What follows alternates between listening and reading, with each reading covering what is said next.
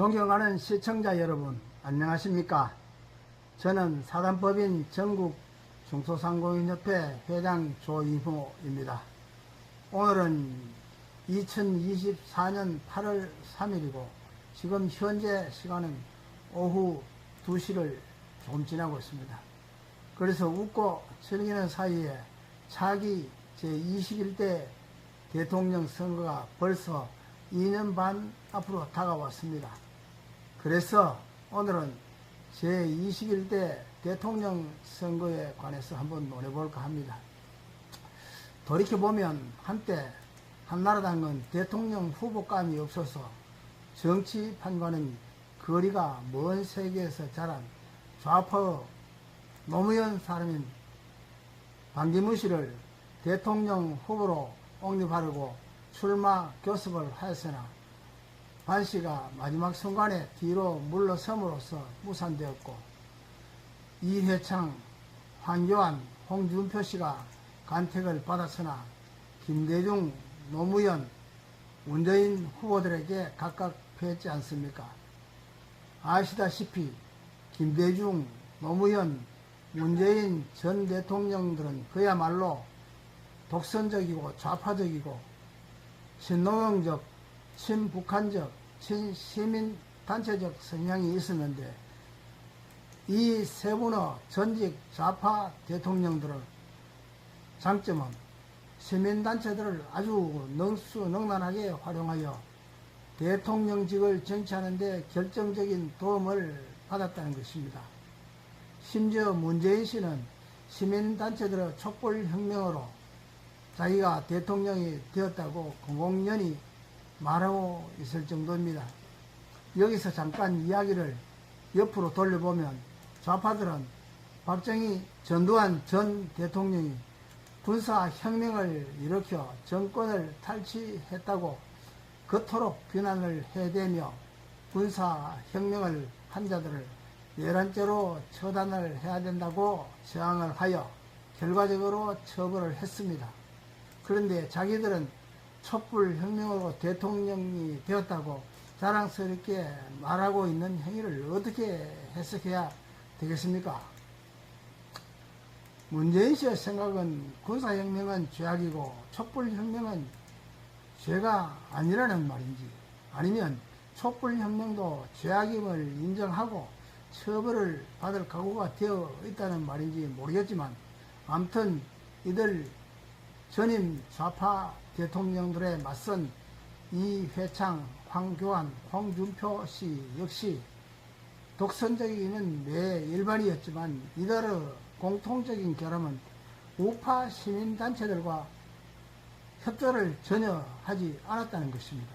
예컨대 선거판에 나왔다 하면 거지 같은 행색을 하고 있는 사람의 표일지라도 한 표라도 더 얻으려고 겸손한 자세로 구걸을 하는 마음이 있어야 할 것임에도 그들은 자기네들은 타고날 때부터 옥황상제나 하고 노는 선택받은 별종인 것처럼 생각을 하는지 모르겠지만, 황교안 씨는 시민단체들에게 도움을 요청하기는커녕 우파 시민단체의 가장 큰 손인 정광훈 씨와 소송전까지 벌였는가 하면, 홍준표 씨는 대한민국의 정치가 시민단체들에게 힘입어서야 되겠는가 라고까지 거론을 했는데, 이 말을 꼭 씹어 보면 하늘이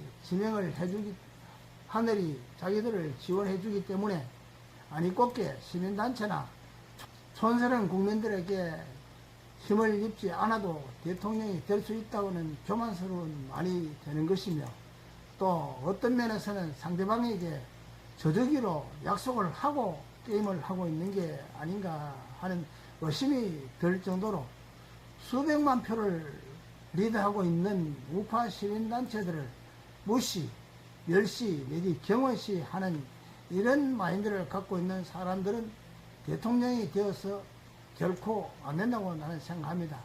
아무튼 그렇게 되어서 20대 대통령 후보는 우파 그룹에서 적임자를 찾지 못하여 좌파 문재인 그룹의 윤석열 당시 검찰총장을 섭외해 왔지만, 윤 대통령님이 천만다행으로 문재인과는 달리 한미 동맹을 강화하고 탈원전을 탈피하고 24조 원짜리 원전 수주를 해왔는가 하면 중국에 대한 굴종 외교를 지향하는 등 예상외로 바람직한 국정 운영을 하고 있어서 많은 국민들은 갈채를 보내고 있지만, 박근혜 죄가 30년 감옥살이라면 문재인은 300년을 살아야 한다는 김문수 위원장의 공언을 보더라도 북중에 굴종하고 5년 만에 500조를 말아먹은 문재인 이재명 일당의 처벌을 뭉기적거리는 것은 인간관계의 역량이라 하지 않을 수 없을 것입니다. 그러니 다음 제21대 대통령 선거 때도 또 적진에서 대통령 후보를 빌려오도록 했어야 되겠습니까? 그러니 윤 대통령님께서는 매번 적진의 사람을 서지 않아도 되도록, 그리고 5.18 사건을 헌법 전문에 넣겠다는 좌파적 사고방식을 갖고 있는 사람을 서지 않아도 되도록 김문수나 이진숙 같은 소신 있는 외국자들을 총리급으로 키워서 사기에 기여할 수 있도록 대비시켜 주시기를 주문해 봅니다. 그리고 우파 국민 여러분들도 잠자코 있지만 말고 대통령과 국힘당에 끊임없이 압력을 가해야 됩니다. 자동차나 집은 없어도 살아갈 수 있지만 나라가 없거나 공산주의 치하에서는 결코 살지 못합니다. 그토록 중요한 것이 나라인데, 사람들은 자기 소유라 하면 단돈 1,000원도 아까워서 발발 떨면서도 국가의 것이라면 좌파들이 마구 말아먹어도 오벌 가면으로 외면하고 있는데, 이렇게 해서는 결코 안 됩니다. 좌빨들은 달콤한 말로 유인을 하지만 그 결과는 중공이나 북한이나 소련처럼 인민들을 의외로 만들어버립니다. 그리고 국회가 개입했음이 분명한 사실도 국회가 개입했다고 말하면 처벌하는 독재국가로 만들어 가다가 결국 나라를 공산화해버리는 자들이 좌빨임을 명심하고 이들을 예방하기 위하여 부단한 노력을 해야 될 것입니다. 끝까지 들어주셔서 감사합니다. 시청자 여러분, 이 무더운 날씨에 건강 유념하시고 축복 많이 받으시기를 기원드립니다. 감사합니다.